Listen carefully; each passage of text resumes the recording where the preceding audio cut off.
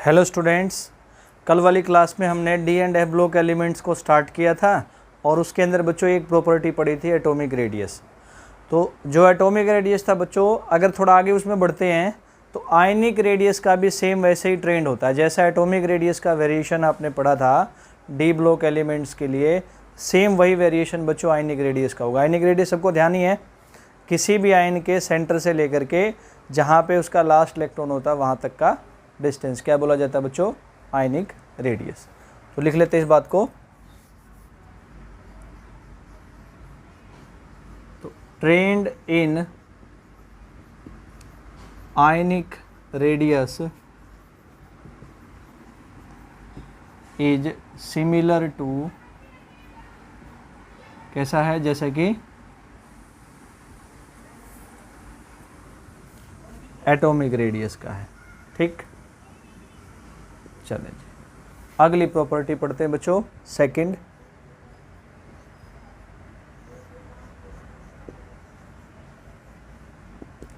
Oxidation number या oxidation state. तो ये बच्चों हमने पी ब्लॉक के लिए भी पढ़ा था।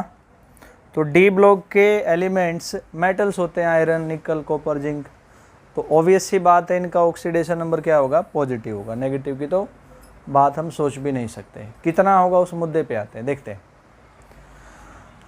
आप बच्चों अगर डी ब्लॉक का जनरल इलेक्ट्रॉनिक कॉन्फ़िगरेशन लिखते तो ऐसा होता ना, NH2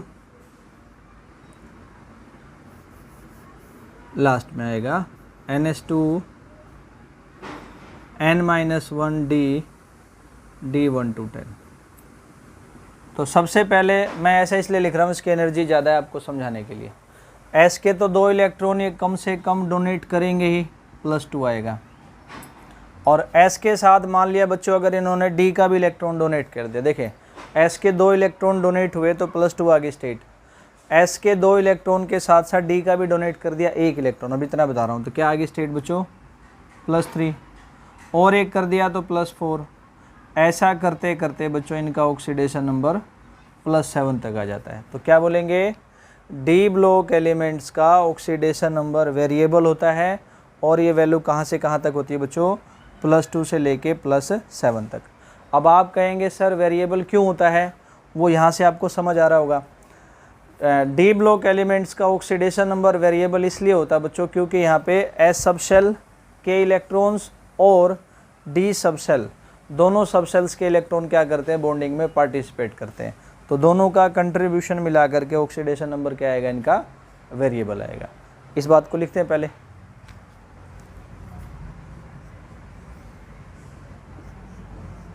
तो transition metals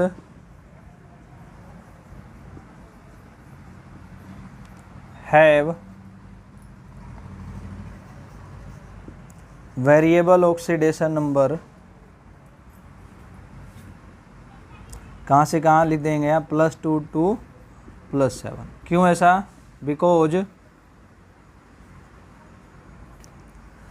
electrons of both, किस किस के? NS and N-1 D subshells are कहाँ इन्वॉल्व हो जाएंगे बच्चों? बॉन्डिंग के अंदर। ठीक है,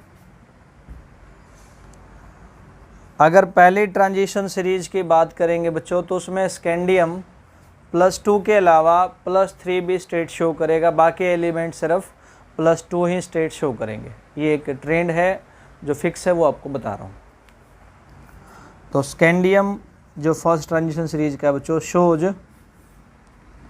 +2 एंड +3 स्टेट्स बोथ, 2 से 7 तक आ सकता है। But rest of members of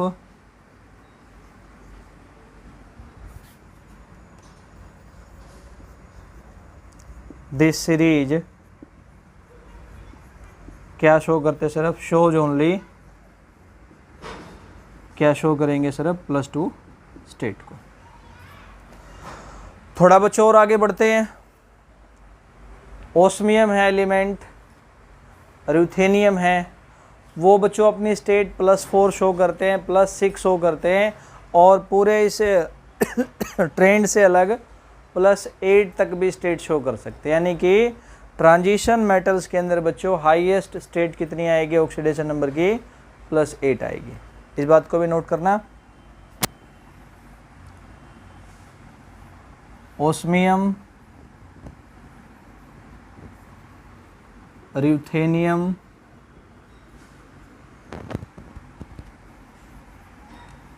also shows oxidation number of, also क्या, shows oxidation number of +4, +6 and +8। और फिर बोला मैंने बच्चों +8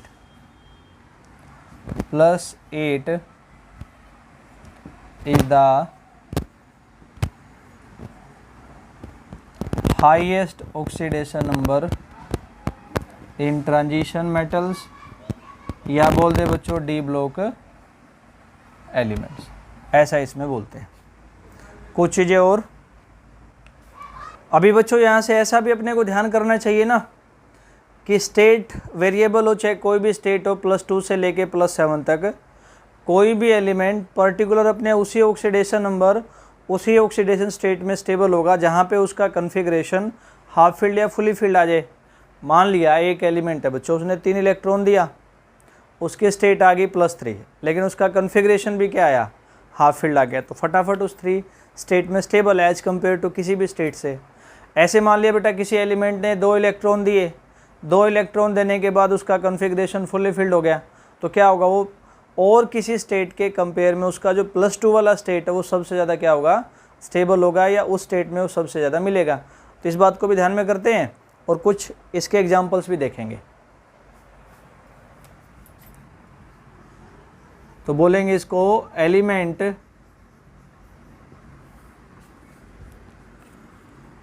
इन विच ऑक्सीडेशन नंबर, जिस ऑक्सीडेशन नंबर में हैज हाफ फील्ड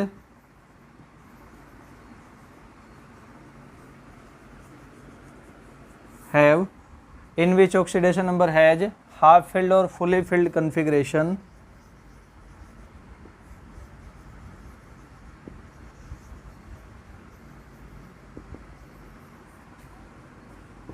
शोज, ज़्यादा शो करेगा with high tendency, with high tendency. क्यों? क्योंकि यहाँ क्या होता है? स्टेबिलिटी होती है, पता ही आपको, ड्यू टू स्टेबिलिटी। मान लिया बच्चों एक क्वेश्चन आ गया, among copper 1 positive and copper 2 positive,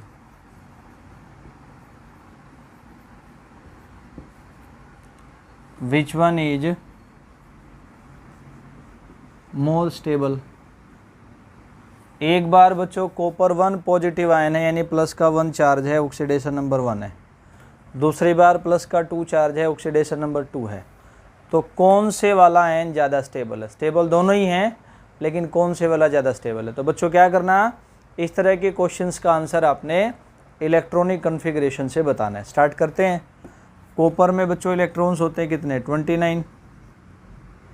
तो एक्सेप्शनल कन्फिग्रेशन है ना इसका, 1s2 2s2 2p6 3s2 3p6 4s1 3d10। एक कॉपर का गायब कर दिया इलेक्ट्रॉन, 28 बच गए। क्या आया? 4s0 3d10। यानी बच्चों क्या है, +1 वाली स्टेट में कॉपर क्या है? फुली फिल्ड है। ऐसा तो आ ही नहीं सकता, इसलिए क्या है? सबसे ज़्यादा स्टेबल है। वैसे कॉपर 2 का लिख के देखना ही चाहिए अपने को। एक और चला गया बच्चों 27। क्या आ गया? 4s0 3d9। ना हाफ फील्ड ना फुली फील्ड।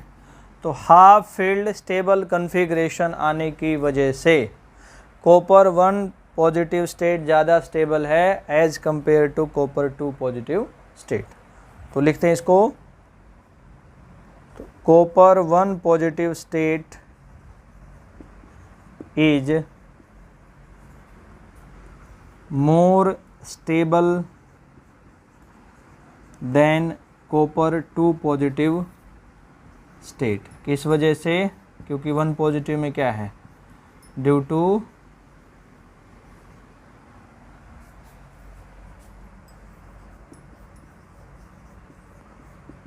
क्या है इसका, फुली फिल्ड स्टेबल कॉन्फ़िगरेशन। क्या होने की वजह से? इसका फुली फिल्ड स्टेबल कॉन्फ़िगरेशन होने की वजह से।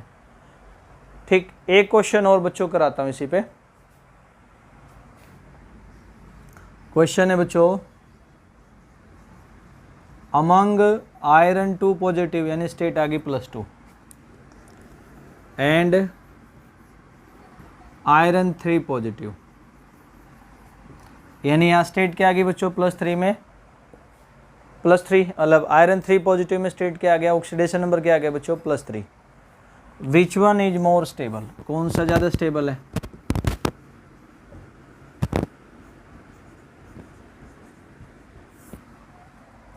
तो वही बच्चों शुरुआत आपने कॉन्फ़िगरेशन से करनी है। आयरन में 26 इलेक्ट्रॉन है, 26, क्या बनेगा 1s2 2s2 2p6 3s2 3p6 4s2 3d6, काम पूरा। 2 पॉजिटिव मतलब 2 इलेक्ट्रॉन बच्चों कम हो गए, कितने बच गए 24, 2 कम हो गए, तो क्या आ गया 4s0 3d6 है ना। तो बच्चों 3d6 ना तो फुली फिल्ड है ना हाफ फिल्ड है, ऐसा ध्यान में आ गया। आंसर नहीं बताना अभी, +3 का भी लिखना कॉन्फ़िगरेशन। 3 चले गए, 23 बच गए, क्या आया 4s0 3d5। अब देखिए बेटा यहाँ पे जब आयरन की स्टेट बच्चों +3 है तो डी में कितने इलेक्ट्रॉन आए हैं, 5 आए हैं, तो ये हाफ फील्ड और स्टेबल बन गया। तो हाफ फील्ड और स्टेबल बन गया तो इसलिए ये वाली स्टेट क्या हो जाएगी, इसके कंपेयर में मोर स्टेबल। तो आंसर हो जाएगा बच्चों Fe3 positive ion is more stable than Fe2 positive ion due to half field stable configuration. तो iron 3 positive is more stable than Fe2 positive, किस वजह से, ड्यू टू हाफ फील्ड, क्या होने की वजह से बच्चों, हाफ फील्ड स्टेबल कॉन्फ़िगरेशन, ऐसा ऐसा कुछ। एक क्वेश्चन और थोड़ा सा इससे हटके, why chromium 2 positive is a reducing agent. Reducing agent बच्चों जो दूसरे का रिडक्शन कराता है। मैं रिड्यूसिंग एजेंट हूँ तो मैं दूसरे का रिडक्शन कैसे कराऊंगा, उसको इलेक्ट्रॉन गेन कराऊंगा, अपने पास से उसको इलेक्ट्रॉन गेन कराऊंगा, यानी मैं अपना इलेक्ट्रॉन जो उसको लूज करूंगा। ठीक है, why chromium 2 positive is a reducing agent but manganese 3 positive is a an oxidizing agent.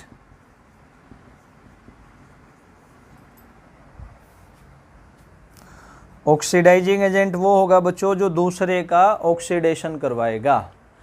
मतलब मैं ऑक्सीडाइजिंग एजेंट हूँ समझने के लिए, तो मैं किसी दूसरे का ऑक्सीडेशन कराऊंगा। ऑक्सीडेशन कैसे कराऊंगा, उससे इलेक्ट्रॉन का लॉस कराऊंगा। जो मैं उससे इलेक्ट्रॉन का लॉस कराऊंगा खुद उसको गेन करूंगा। यानी कि रिड्यूसिंग एजेंट दूसरे का रिडक्शन करवाने के लिए अपने इलेक्ट्रॉन का लॉस करता है, दूसरे को अपना इलेक्ट्रॉन देता है। ऑक्सीडाइजिंग एजेंट बच्चों दूसरे का ऑक्सीडेशन करवाता है, ऐसा करवाने के लिए उसका इलेक्ट्रॉन खींचता है और खुद उस इलेक्ट्रॉन को गेन करता है। अपोजिट प्रॉपर्टी है दोनों। Is an oxidizing agent although they have, जब यद्यपि क्या दोनों के अंदर same electronic configuration, same electronic configuration होने के बाद भी एक बच्चों अच्छा रिड्यूसिंग एजेंट है, एक अच्छा ऑक्सीडाइजिंग एजेंट है, ऐसा क्यों है? ये भी क्वेश्चन ऑक्सीडेशन नंबर का है, स्टेबिलिटी पे बेस्ड है, उसी हिसाब से इसको सोल्व करेंगे। तो बच्चों देखते हैं आंसर। क्रोमियम के पास 24 इलेक्ट्रॉन्स, एक्सेप्शनल इलेक्ट्रॉनिक कन्फिग्रेशन है बच्चों इसका, 1s2 2s2 2p6 3s2 3p6 4s2 की जगह 4s1 3d5। इसने 2 इलेक्ट्रॉन डोनेट कर दिए, 22 बच गए, क्या आया लास्ट में 4s0 3d4। देखने में ना फुली फिल्ड लगता है 3d, ना हाफ फिल्ड लगता है, लेकिन बच्चों अभी हम पढ़ेंगे थोड़ी देर में कलर वाले में कि जो d के ऑर्बिटल होते हैं ना 5, वो ऐसे 2 एनर्जी लेवल में टूट जाएंगे, एक कम एनर्जी वाला नीचे और एक ज़्यादा वाला ऊपर बेटा। कम एनर्जी वाले में 3 आएंगे, इससे ज़्यादा वाले में 2 आएंगे। कम वाले को T2G बोलेंगे, EG ज़्यादा वाले को। ये जो 5 थे ना, यही बच्चों 2 एनर्जी लेवल्स के अंदर क्या हो गए, टूट गए। ये पढ़ेंगे अभी थोड़ी देर में हम। तो टोटल मिला के बच्चों 4 इलेक्ट्रॉन है, 1 2 3, एक इधर आ गया। ठीक, ये मैंने इसमें भर के समझाया आपको। अगर बच्चों क्रोमियम 2 पॉजिटिव रिड्यूसिंग एजेंट का काम करेगा तो अपने इस एक इलेक्ट्रॉन को डोनेट कर देगा फटाफट दूसरे का रिडक्शन कराने के लिए। और बच्चों जब क्रोमियम अपना एक इलेक्ट्रॉन डोनेट कर देगा तो T2G स्टेट में क्या हो जाएगा, कम एनर्जी वाले स्टेट में क्या हो जाएगा, हाफ फील्ड होकर स्टेबल हो जाएगा। एक ऑर्बिटल में एक इलेक्ट्रॉन आता है, हर एक ऑर्बिटल में एक एक इलेक्ट्रॉन आए तो हाफ फील्ड होकर स्टेबल है। मैं थोड़ा गलत बोल गया, एक ऑर्बिटल में 2 इलेक्ट्रॉन आते हैं तो फुली फील्ड, एक आ जाए तो half field half field half field. तो क्या बोला बच्चों, एक इलेक्ट्रॉन देने के बाद एज ए रिड्यूसिंग एजेंट काम करने के बाद इस लो एनर्जी लेवल T2G में क्रोमियम का कन्फिग्रेशन हाफ फील्ड और स्टेबल हो गया, इसलिए एक ये अच्छा किसका काम करता है, रिड्यूसिंग एजेंट का। तो कॉपर की बात पहले करते हैं और फिर उसके बाद नंबर लगाएंगे Mn का। लिखते हैं बेटा इसको। तो chromium 2 positive ion is better reducing agent, एक अच्छा रिड्यूसिंग एजेंट है। क्यों? क्योंकि because in T2G state, T2G state के अंदर क्या है इसमें, इट हैज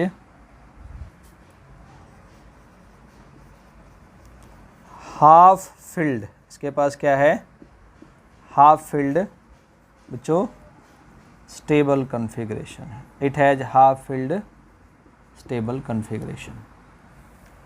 अब नंबर लगाएंगे किसका बच्चों, Mn3 पॉजिटिव का। Mn में बच्चों 25 electrons, electronic configuration 1s2 2s2 2p6 3s2 3p6 4s2 3d5 बन गया। Mn3 पॉजिटिव लिखा ना, 3 इलेक्ट्रॉन चले गए बच्चों, 25 में से 3 गए 22, 3 यहाँ से उड़ाने, 4s0 और 3d क्या है बच्चों, 4 है, 4s0 3d4। अब क्या होगा, अगर मैंने कहा ना ऑक्सीडाइजिंग एजेंट है, ऑक्सीडाइजिंग एजेंट है तो बच्चों क्या कर लेगा, एक इलेक्ट्रॉन को गेन कर लेगा। गेन करते क्या बन जाएगा इसका, 3d5 बन जाएगा। 3d5 मतलब क्या हो गया, हाफ फील्ड हो गया, हाफ फील्ड होके स्टेबल हो गया। तो क्या बोलेंगे बच्चों, Mn2 पॉजिटिव एक अच्छा ऑक्सीडाइजिंग एजेंट इसलिए है क्योंकि एक इलेक्ट्रॉन लेने के बाद एज ए ऑक्सीडाइजिंग एजेंट काम करने के बाद इसका इलेक्ट्रॉनिक कन्फिग्रेशन क्या हो जाता है, हाफ फील्ड होकर के स्टेबल हो जाता है। बस एक लाइन में आंसर लिख लेते हैं। तो Mn3 positive is better oxidizing agent, अच्छा ऑक्सीडाइजिंग एजेंट है। क्यों? बिकॉज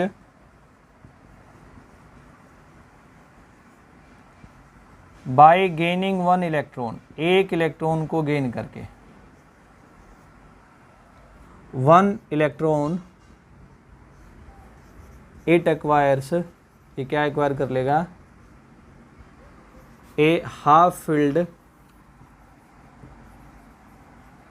एक हाफ फील्ड क्या बच्चों, स्टेबल कॉन्फ़िगरेशन, इसको मिल जाएगा एक हाफ फील्ड स्टेबल कॉन्फ़िगरेशन। तो ऐसा भी क्वेश्चन बच्चों ऑक्सीडेशन नंबर से रिलेटेड आ सकता है। तो बेटर ऑक्सीडाइजिंग रिड्यूसिंग कौन सा है, ऐसा लिख करके देखना है, जिसमें हाफ फील्ड हो जाए फुली फील्ड हो जाए, उसको इसके हिसाब से बताना आपने। एक क्वेश्चन और इसमें देखते हैं बच्चों, ऑक्सीडेशन नंबर से ही रिलेटेड क्वेश्चन है बच्चों। Among copper 1 positive aqueous and copper 2 positive aqueous,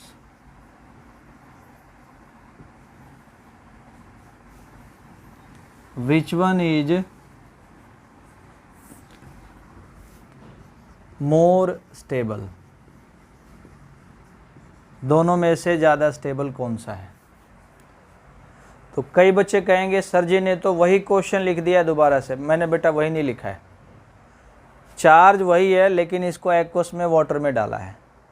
तो जब भी बच्चों एक्वस में वाटर में ऐसा कोई स्टेबिलिटी वाला क्वेश्चन आ जाए तो वहाँ फिर स्टेबिलिटी बच्चों ऑक्सीडेशन नंबर पे डिपेंड नहीं करती है, हाइड्रेशन एनर्जी पे डिपेंड करती है।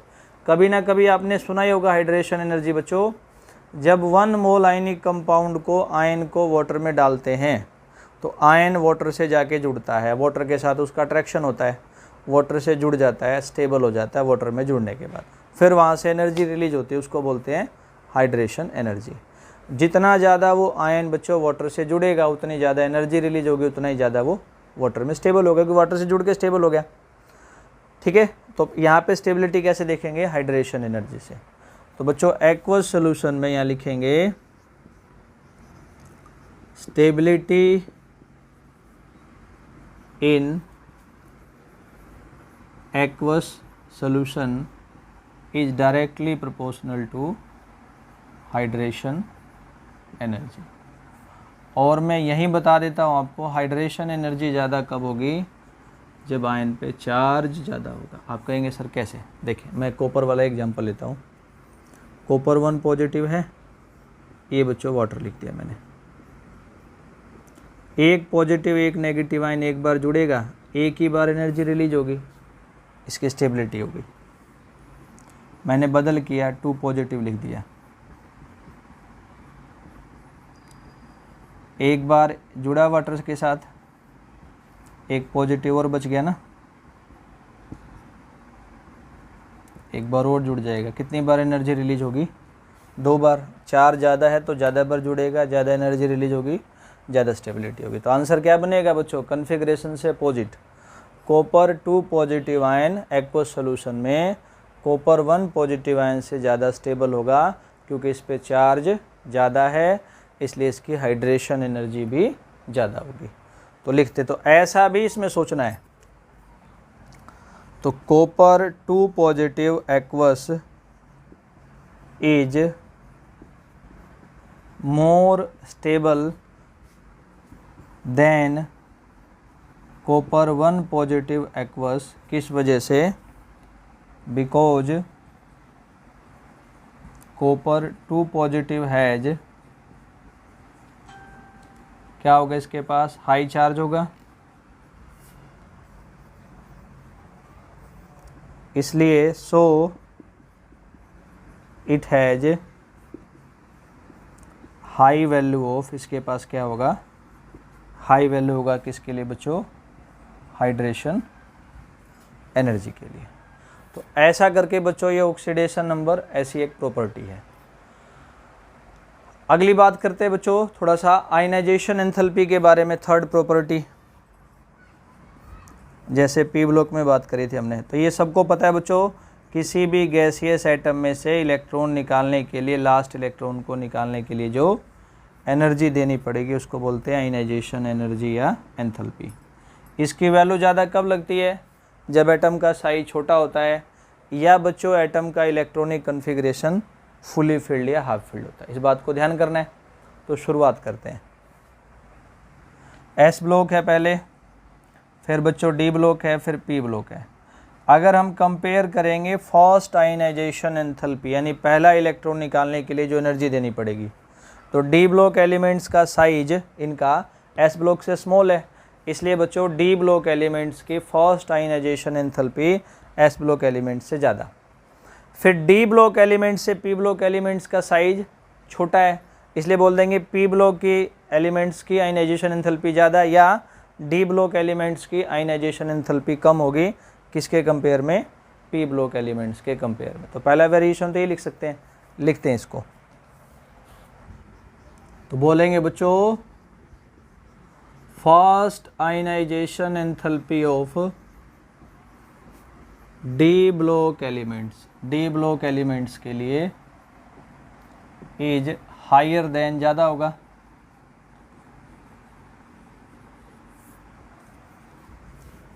किससे, एस ब्लॉक एलिमेंट से।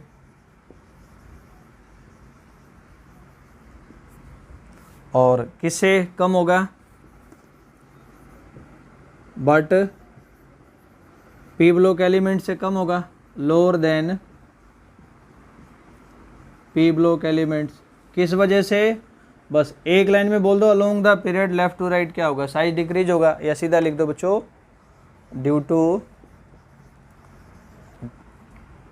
Due to decrease in size. चले अब बच्चों इसी का वेरिएशन देखेंगे किसी भी पर्टिकुलर ट्रांजिशन सीरीज में, 4 सीरीज है ना, किसी में भी इसका वेरिएशन देखते हैं।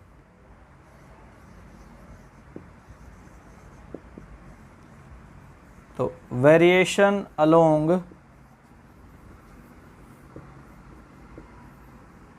Transition series. तो ये बात पक्की है बच्चों, अगर हम ट्रांजिशन सीरीज में चलेंगे लेफ़्ट टू राइट तो एटॉमिक नंबर के साथ न्यूक्लियर चार्ज इंक्रीज होगा। लेकिन बच्चों साथ के साथ ये भी तो होगा ना कि पहले डी में 1 इलेक्ट्रॉन है, n-1 डी में, फिर 2 3 4, उसी टाइम बच्चों देखो ऐसे होता है ना कन्फिग्रेशन, ध्यान करेंगे। मान लो मैंने लिखा फर्स्ट सीरीज का एग्जांपल लेता हूँ 3d1 4s ऐसा, तो इनर सेल के डी में इलेक्ट्रॉन भी बढ़ेंगे, तो ये बच्चों क्या करेंगे, शील्डिंग इफेक्ट बढ़ाएंगे। तो न्यूक्लियर चार्ज का इफेक्ट क्या हो जाएगा, ख़त्म हो जाएगा जितना होना चाहिए, क्योंकि ये अपना काम कर रहा है। इसलिए बच्चों ionization enthalpy along the series जितनी इंक्रीज होनी चाहिए थी न्यूक्लियर चार्ज के हिसाब से, साइज के हिसाब से, उतनी इंक्रीज नहीं होगी, जस्ट एक स्मॉल वैल्यू से क्या होगी, इंक्रीज होगी, क्योंकि शील्डिंग इफेक्ट भी इंक्रीज होगा जो न्यूक्लियर चार्ज की वैल्यू को धीरे धीरे ख़त्म करता जाता है। शील्डिंग इफेक्ट क्यों इंक्रीज होता है, इनर सेल के अंदर पहले 1 इलेक्ट्रॉन आएगा, 2 आएगा, 3 आएगा, 4 आएगा, 5 आएगा, तो ज़्यादा क्या करेगा, वो शील्डिंग इफेक्ट बढ़ाएगा। ऐसा इसमें देखने को मिलता है। तो लिखते हैं बच्चों किसी भी सीरीज में अलोंग द ट्रांजिशन सीरीज के अंदर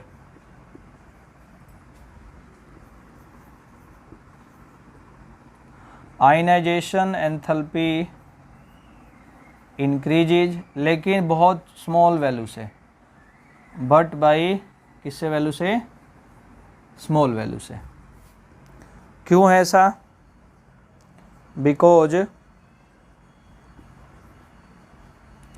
अलोंग द सीरीज के अंदर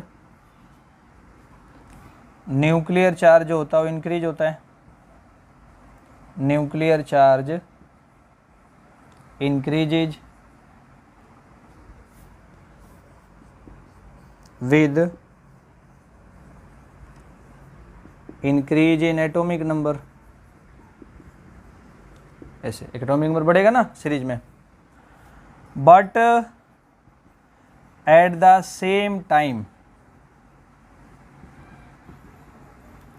इलेक्ट्रॉन्स आर एडिड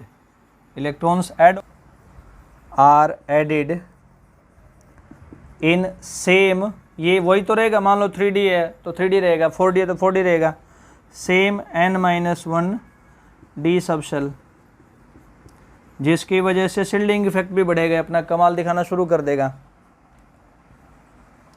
और शील्डिंग इफेक्ट बढ़ने से बस थोड़ा बहुत एनर्जी का इंक्रीज होगा, by which shielding effect also increases. ठीक है, ऐसा बोल सकते हैं। तो पहले ब्लॉक वाइज कंपेयर किया, ट्रांजिशन सीरीज में कंपेयर किया। देखते बच्चों, अगर हम फर्स्ट सेकंड ऐसे थर्ड फोर्थ ट्रांजिशन सीरीज में आते हैं तो बच्चों थर्ड ट्रांजिशन सीरीज जो कल बताया था मैंने, लेंथेनाइड कंट्रैक्शन आता है, और अगले में भी बेटा एफ ऑर्बिटल आएंगे, यानी थर्ड और फोर्थ ट्रांजिशन सीरीज में थर्ड वाले में इनर सेल में 4f ऑर्बिटल आएगा, और बच्चों फोर्थ वाले में क्या आएगा, इनर सेल के अंदर 5f ऑर्बिटल आएगा। और जैसा कि मैं कल पढ़ा रहा था, आज फिर बताता हूँ, जब इनर शेल के अंदर d और f के ऑर्बिटल आ जाएं तो शील्डिंग इफेक्ट, रिपल्सन पुअर हो जाएगा, और f आ जाए तो बिल्कुल ही रिपल्सन शील्डिंग इफेक्ट पुअर हो जाता है। तो थर्ड ट्रांजिशन सीरीज में और फोर्थ ट्रांजिशन सीरीज में इनर सेल्स के अंदर f के ऑर्बिटल आने की वजह से उनमें शील्डिंग इफेक्ट पुअर हो जाएगा, रिपल्सन पुअर हो जाएगा। तो जब बच्चों शील्डिंग इफेक्ट पुअर हो जाएगा तो न्यूक्लियर चार्ज क्या होगा, इंक्रीज होगा, लास्ट वाले इलेक्ट्रॉन पे अट्रैक्शन इंक्रीज होगा, उसको जल्दी बाहर नहीं निकाल सकते, न्यूक्लियस उसको पकड़ के रखेगा, इसलिए वहाँ एनर्जी ज़्यादा लगेगी, यानी आयनाइजेशन एंथैल्पी की वैल्यू इंक्रीज हो जाएगी। तो इसलिए बोलेंगे थर्ड और फोर्थ ट्रांजिशन सीरीज की ionization enthalpy first second transition series से ज़्यादा होगी। तो बोलेंगे बच्चों ionization enthalpy of elements of third and fourth transition series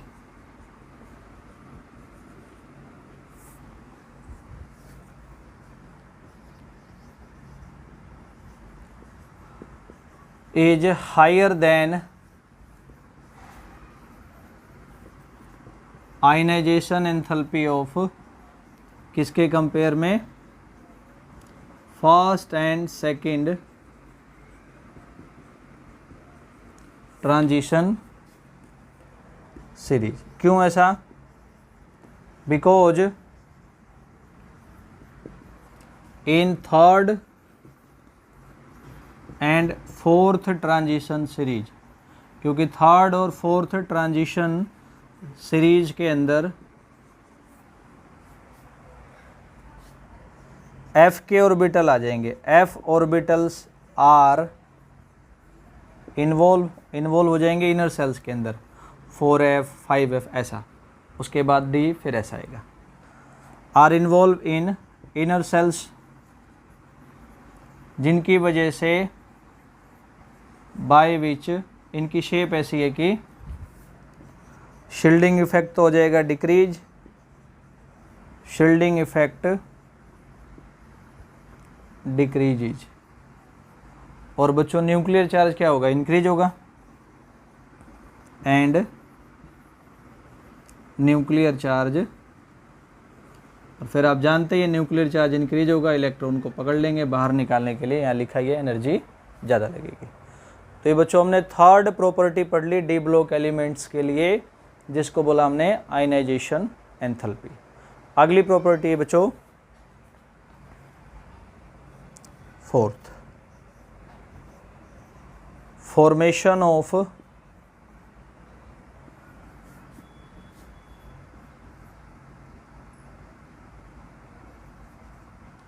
coloured ion, coloured compound, कुछ भी ऐसा लिख सकते हैं। तो बच्चों कलर का कॉन्सेप्ट कहीं भी आ जाए तो वहाँ इलेक्ट्रॉन की बात करनी है, इलेक्ट्रॉन की बात होनी ही है, ये पक्की बात है। जैसे कि पी ब्लॉक में हेलोजेंस के लिए था। तो स्टार्ट करते पढ़ना बच्चों। एक पुरानी बात से शुरुआत करूँगा मैं कि डी के जो 5 ऑर्बिटल्स होते हैं उनकी एनर्जी बिल्कुल आपस में लगभग, बिल्कुल नहीं बोलना चाहिए, ऑलमोस्ट लगभग उनकी एनर्जी सेम होती है, इसलिए उनको हम डी जनरेट डी ऑर्बिटल्स बोलते हैं। जैसे ही बच्चों उन 5 डी के ऑर्बिटल से कोई भी आयन, कोई भी स्पीसीज आकर के अप्रोच करता है, जुड़ता है, तो जो लगभग जिनकी 5 ऑर्बिटल्स की एनर्जी सेम थी वो एनर्जी चेंज होगी, बदल जाएगी मतलब कम ज़्यादा हो जाएगी। और ऐसा होने से बच्चों वो डी के 5 ऑर्बिटल 2 एनर्जी लेवल में टूट जाएंगे। एक लेवल कम एनर्जी का होगा, एक लेवल ज़्यादा एनर्जी का होगा। थोड़ी देर पहले मैंने जिक्र भी किया था, कम एनर्जी लेवल को बोलते हैं बच्चों T2G और ज़्यादा एनर्जी लेवल को बोलते हैं EG। पहले इतनी बात को नोट करते हैं, फिर देखेंगे कि उन एनर्जी लेवल्स के अंदर क्या इनके अंदर होता है। तो क्या बोलेंगे बच्चों, all the 5 orbitals of D have almost equal या सेम एनर्जी, और उनको बोलते हैं and they are called degenerate. ये 11th में भी था नाम, D orbitals. When an ion, anion नहीं कह रहा, एन आयन, कोई भी आयन या कोई और स्पीसीज मॉलिक्यूल भी, या सीधा लिख लो आयन या न्यूट्रल स्पीसीज, ज़्यादा समझ याद रहेगा इससे, है ना। या कोई न्यूट्रल स्पीसीज इनको अप्रोच करेगा, इनसे कंबाइन करेगा। अप्रोचेज टू देम मतलब डी ऑर्बिटल्स को, इनकी एनर्जी चेंज होगी, their energy changes and they split into two energy levels. Energy level आने का मतलब ही हो गया कम एनर्जी ज़्यादा एनर्जी, क्या बोलेंगे उसको, T2G एंड EG। तो ऐसे बच्चों एक बार एनर्जी का लेवल शो करते हैं हम।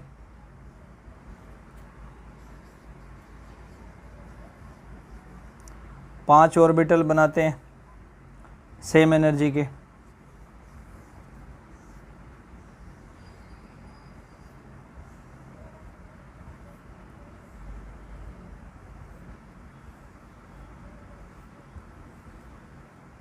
नाम ध्यान होंगे ही आपको। देखिए सेम एनर्जी है ना लगभग, DXY, DYZ, DXZ, DX square minus Y square, DZ square. पहले से एनर्जी इनकी चेंज हो गई, चलो जी मान लिया जी इंक्रीज हो गई।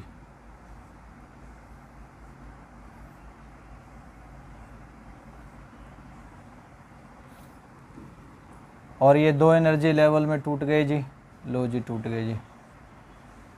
एक कम एनर्जी लेवल, देखें एनर्जी वाले उसमें कम एनर्जी है ना इनकी, और एक इनके कंपेयर में ज़्यादा एनर्जी का लेवल।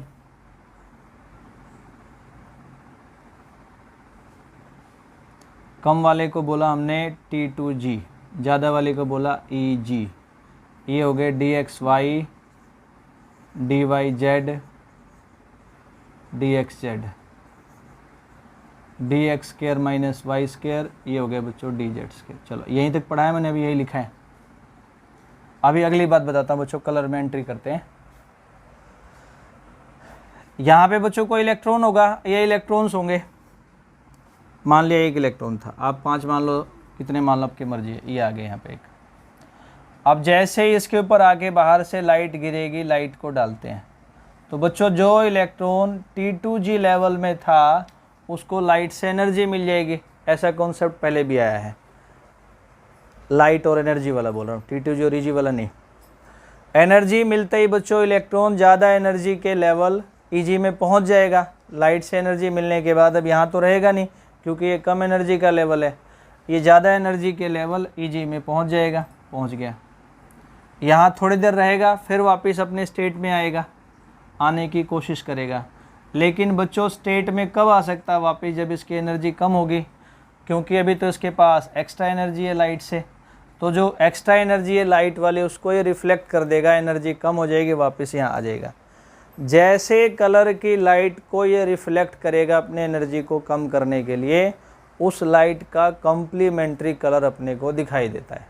अब एक नई चीज़ आ गई है, कम्प्लीमेंट्री कलर। जैसे कलर की लाइट को रिफ्लेक्ट किया, जैसा कलर दिखाया, दोनों को मिलाने के बाद अगर आपका वाइट लाइट मिल जाए, विबग्योर लाइट मिल जाए, तो वो दोनों कलर, रिफ्लेक्ट वाला और दिखने वाला, आपस में क्या बोले जाएंगे, complementary colours.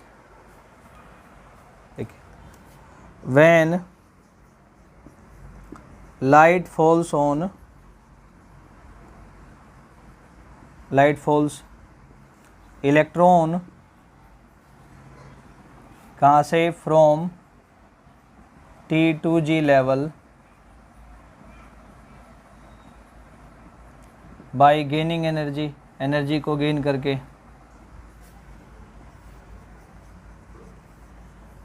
Moves to high energy level में चला जाएगा।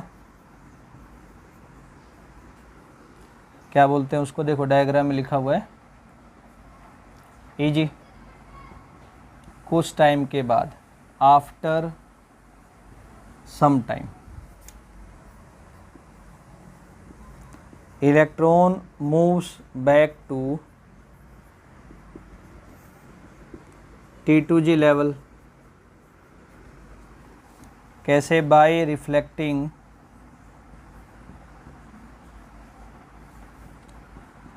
एक्स्ट्रा एनर्जी या extra energy of light, extra energy in the form of light.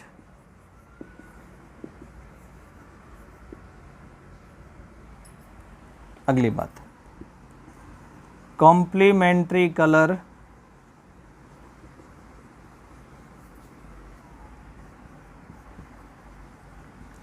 Of reflected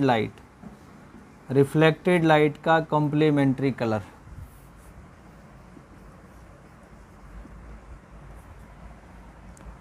is क्या होगा, उस एलिमेंट का, कंपाउंड का कलर होगा। इज कलर ऑफ कंपाउंड या आयन जो कलर दिखा रहा है उसका वो कलर होगा। अब बच्चों कॉम्प्लीमेंट्री कलर क्या है, थोड़ा सा बताया मैंने।